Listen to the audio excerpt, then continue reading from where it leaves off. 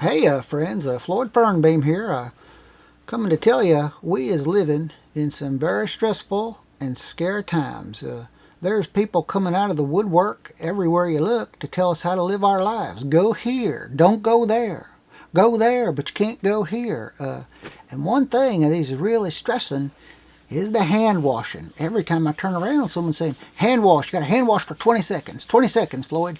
I'll tell you, when we was kids, we didn't never wash our hands.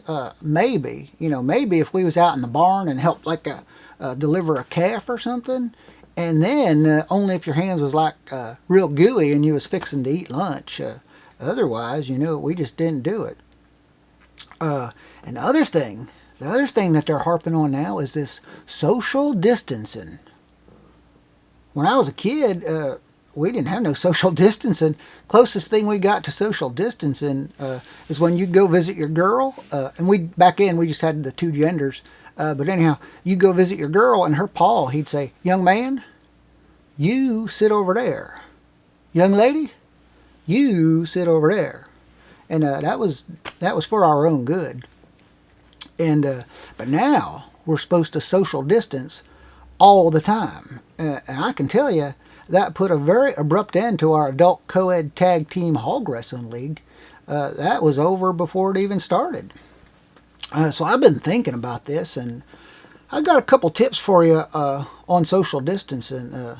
The first one, and I call this right here, this is the social distancing secret weapon.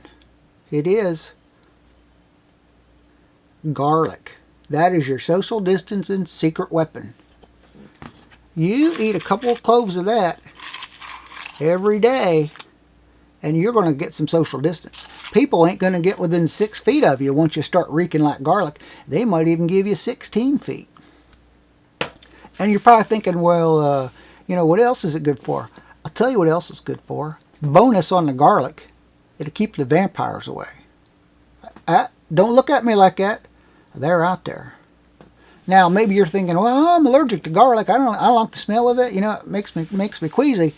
Well, if that's the case, just do this. Get yourself one of these. Now, this here, that's just an old dried up corn stalk. I brought that in from the field just a little while ago. And what you do, you just carry that with you, and then when you go into town, like to your bank or the Victoria's Secrets or what have you, and people ain't doing their social distancing, you just take that corn stalk and you poke at them and you say, hey, all stern like, say, hey, social distance, and that'll teach them. And maybe you're city folk and you don't have no access to a field full of corn stalks. Well, here's something you can do. I want you to keep one of these with you all times. I do. I'll show you right here. That's my a CVS receipt. And what you're going to do, you take that CVS receipt, and what you'll do, you'll just cut that right in half. And when you cut that CVS receipt in half, that makes the perfect 6-foot measuring tape. And that you can use to measure off your social distancing.